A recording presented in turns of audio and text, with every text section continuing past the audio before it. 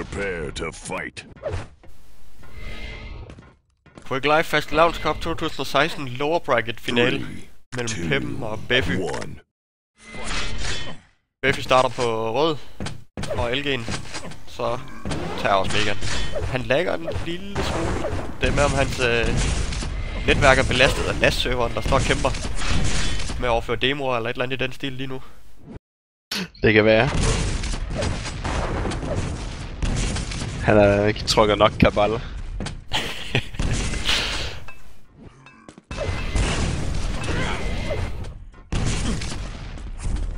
Og der spiser Peppen lige nogle af sine egne granater. Igen et højt granatforbrug.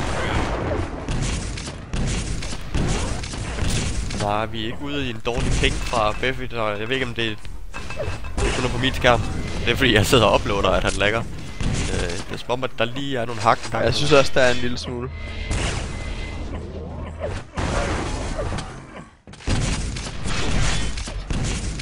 Og så tror jeg ellers godt, at vi kan gøre klar til at se nogle store rocket jumps og nogle rails. Rocket jumps fra Peppen. Jeg regner med stærk fokus over ved rød. Der kan godt være fart på, og Peppens rail plejer at være on point.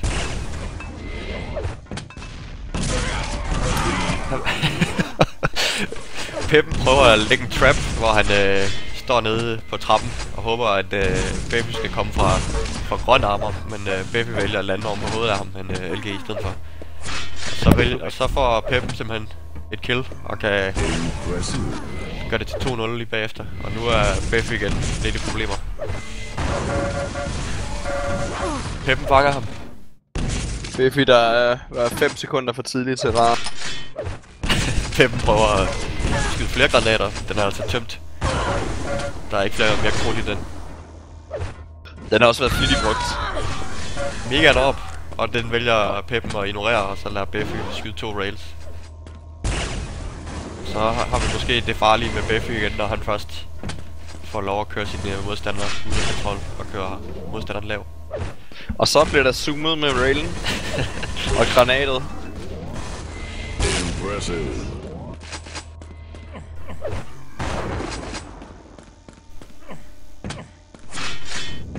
Den har... Beffen har styr på rød hop. Ja. Noget mere ligebyrde kamp end sidst vi så det her med at blive spillet. Ja, efter 2,5 minutter er der kun 5 frags.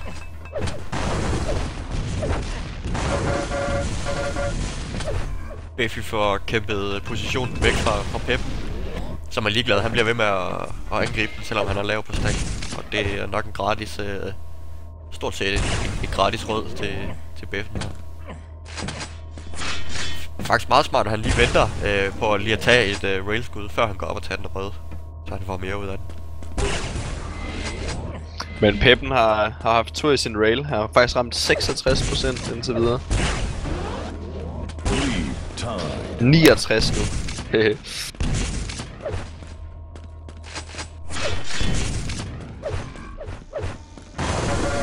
Hopper over og tager den røde, og så er der LG fight. Der får han Beffen ret lav. Men worth it, vil jeg tro. Får virkelig fjernet meget af Beffens stack. Det er faktisk ret lige nu. Men Peppen er bange for Beffys rail og tager derfor ikke teleporten nede ved shotgun for at komme op og få så han var lidt låst dernede i bunden af mappet. Ja, man kan godt se, at han var lidt ukomfortabel ved det. Måske har han bare kunne have taget den anden TP og så landet på Great Launcher, der er jo et af hans favoritvåben, og så taget den gule derfra. I stedet for bliver han stående, og det bliver et kill til Beffy, der så kan stack op igen nu.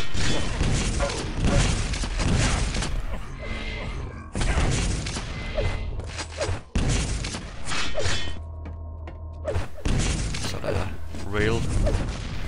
railfest. Der bliver lurepasset lidt. Kamp om Megan. Tror jeg Beffen vinder, så der kunne man måske Peppen kunne have trukket til rød og have taget den.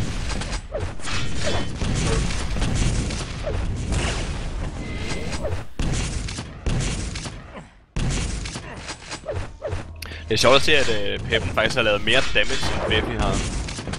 Men simpelthen er blevet fuldstændig out-itemet. Eller hvad vil du skal sige? Udpositioneret. Så er der lag på Beffy igen. God lag.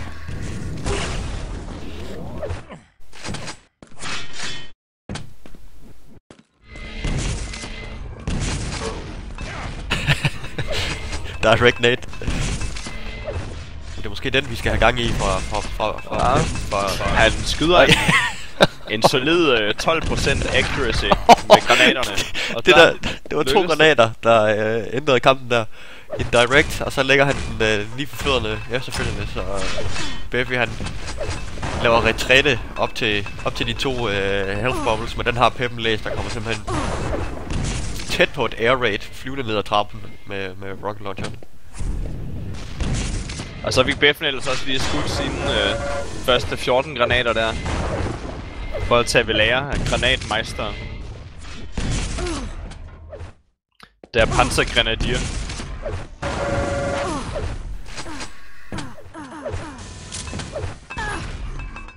Og det gør han så der. Og railer.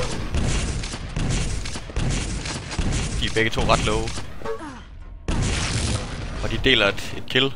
Rail og rocket launcher. Så er det spændende, hvem der får det bedste spor. Det tror jeg Beffy gjorde. Hvis han havde været hurtigere, var over for rød, men han blev jo fanget med det samme af Peppen. Han vælger rocket jump. Han har en mega, han kan falde tilbage på, men vælger Russian rocket jump op i kanten. Og så står der 10-5 med 3 minutter tilbage. Han skrev simpelthen også got the mega health. Eller hvad? Nej, det siger den automatisk. Det er måske spillet.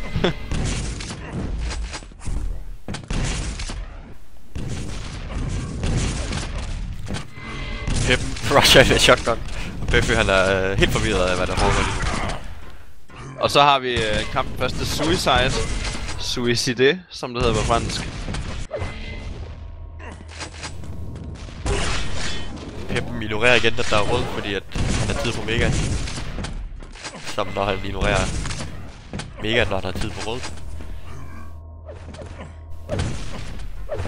Og så 5 frags på 2,5 minutter. Det kan man sagtens nå på et map som det her.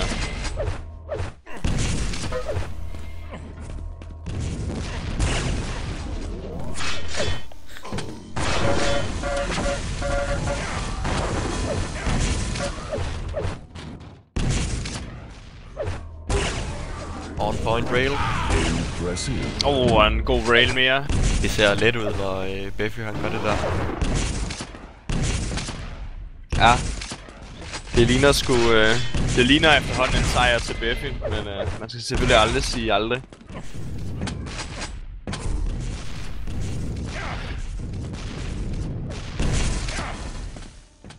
Så Peppen han har styr på hans spam game. Han får lige lidt damage ind på Beffy med nogle rockets på tværs af mappet, og så skal han hente 5 frags nu på 1,5 minut. Certainly doable. Du kan se, at Beffy han spiller defensivt nu. Kan lige over have sig en rail. Kaster lidt så er spørgsmålet om Peppen han vil prøve at deny den rail pickup. Der er gået 20 sekunder med ingenting. Her fanger han måske Peppen. 1 minute warning. Beffy får kørt god tid af uret der. Ja. Vælger ikke at delay sit spawn. Måske håber man han startede op ved rød, men man kunne have fået det spawn, når man starter lige over på den. Og shotgunnen igen. 30 sekunder, 3 frags. Jeg tror godt, jeg skal kalde den.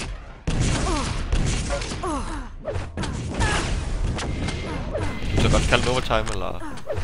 Så jeg så kalde, at Beffy han vinder med at vinde. Men et ellers rigtig spændende og tæt map, synes jeg. lidt og lagt i lede en spawn nu. Det tog i hvert fald et par sekunder. Og nu er den vist løbet ud. Så 10-8. Og det var jo det map, vi så Beffy var klart stærkest på, da han spillede mod Linky. Ja, det må man sige. Stærkt. Også det map, som Amoxian valgte at bande imod ham, faktisk. Og når det er så lige byrdet, så bliver det spændende at se næste map. Hvad var det? Var det DM13 og ZTN eller sådan noget? Det tror jeg. Jeg tror Sinister og T7 blev fjernet.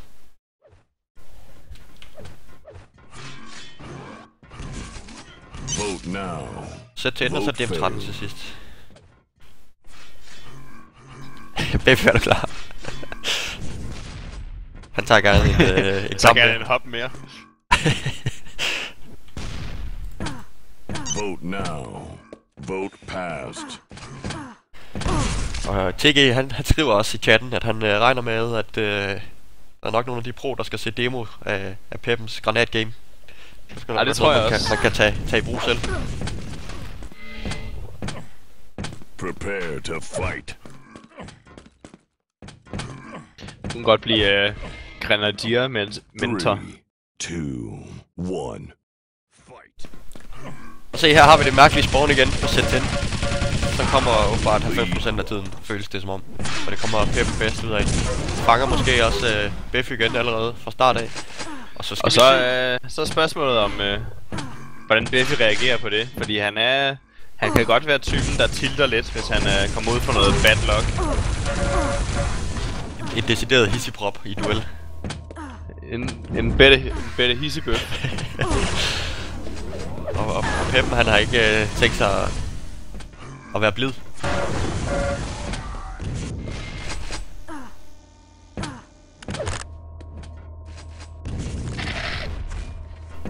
Peppen er... Der skulle slet ikke andet end en granat til. Det var at Peppen han skulle overveje en karriere inden for baseball, sådan som sin Weber. Man kunne se den på flere meter så afstand. Det er simpelthen uheldigt. Det må man sige.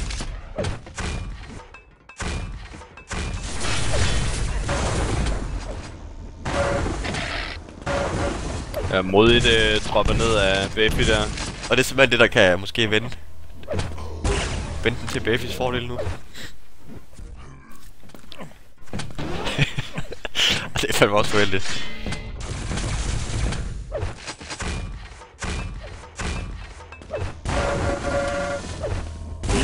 Tide. Combo kill. Combo kill. Impressive. Der er ikke sparet på effekterne i den nye Steam release. Ej. Det er også godt.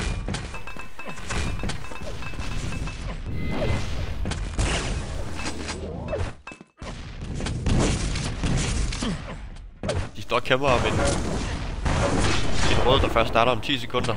Men Beffen er tilbage til Mega i tide. Og der lægger man mærke til præcision i rocket jumpet. Der var altså ikke en millimeter for meget der. Ej. Beffy, der ellers er en mand, der er kendt for at give sin rocket jumps en lille smule ekstra Ja, men i Clan Arena har man heller ikke damage af hoppet, så der kan man bare give los. Men Peppen med virkelig lav stack. Og Beffen i førersædet. Fanger simpelthen Peppen her. Lead taken. Og Peppen får faktisk stjålet en rar. Men Beffy stack er så overlegen, at han bare hopper ned i hovedet på ham, selvom han er LG.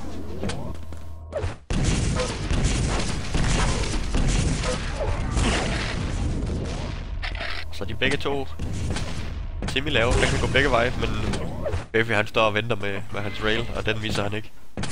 Nej. Jo. Men Peppen kommer faktisk ikke ind i teleporteren og står lidt uheldigt fanget. Han morser med Gauntlet i stedet for.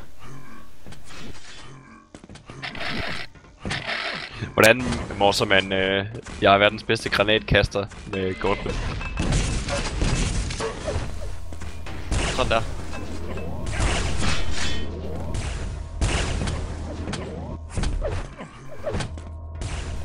Og jeg synes godt nok, Beffy han lægger nu.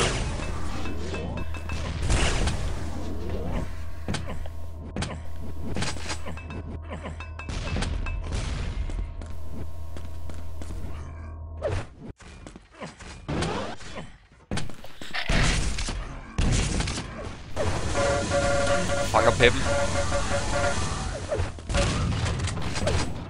6-3. Så får... det så vi ikke. Nej. Der fik Peppen ellers noget af sin egen shotgun-medicin der. Og millimeter den der...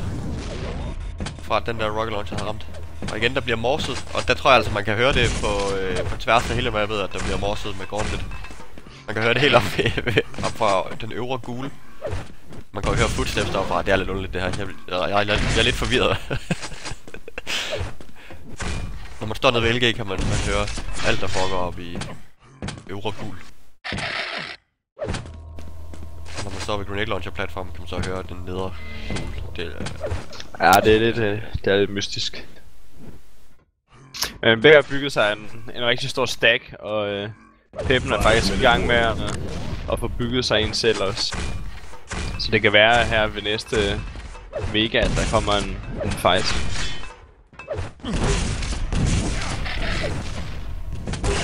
Peppen står bedst positioneret til den, men æder også lige en rail. Impressive. Ja, Beffy har haft tur i railen igen på det her map. Man har lidt problemer med movementen. The Buffment.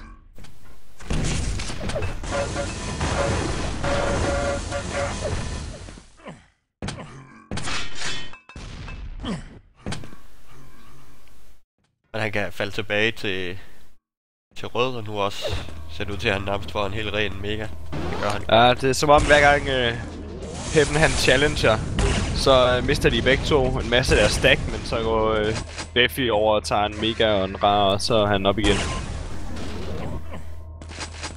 Og der kan han indkassere et frag mere.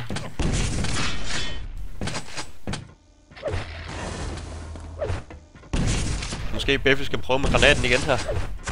Det gør han. Men Peppen han ved godt, at det skal han ikke have noget af. Han stikker simpelthen halen mellem benene. Og Beffy har lige byttet om på timingen på rar og mega.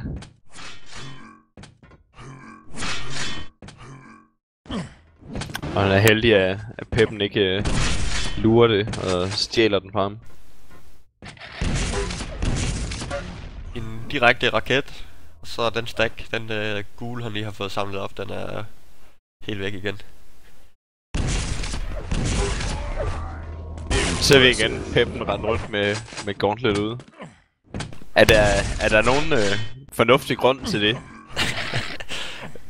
Man kan sige, hvis han har en LG og en rail, som ikke skal brumme. Ja, det er klart.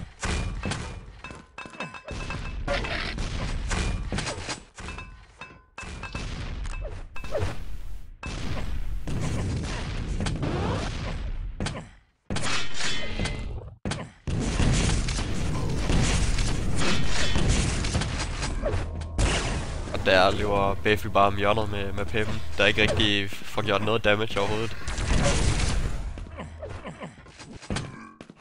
Nå, to minutter, godt 2 minutter til at hente 5 frags. Er det realistisk på det her map? Hvis man er super nederen, og det er man altid, når man har chancen for at gå i finalen i Danmarks mesterskaber, i uofficielle Danmarks mesterskaber i Quake, så tror jeg, at man vil nærmest sige, at det her er umuligt. Man skal virkelig have nogle heldige spawns, fordi ellers kan vedkommende bare stå wanked med rocket launcheren i nogle favorable positioner. Ja. Var det ikke Sturmy eller sådan en, der engang fik 3-4 spawn frags i streg?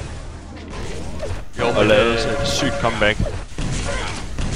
Jo, man kunne engang plasma op fra den platform over rød, eller ved rød, og så på tværs af mappet der var lige 2-3 spawn points over bag ved grenade launcheren.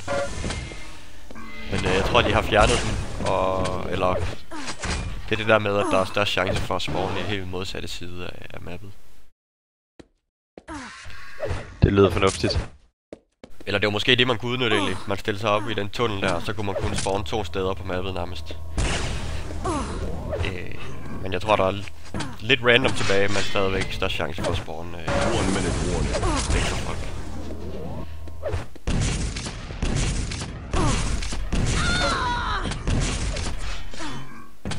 Og nu begynder det at se sort ud for Peppen. Det ser ud til, at vi skal ikke have en tredje map. Men så får vi vel en gentagelse af Beffy mod Amoxian. Det gør vi. Så må vi se, om Beffy har lært lidt af sit map picks fra sidst. For jeg tror virkelig, det var en stor del af, at det gik så dårligt for ham.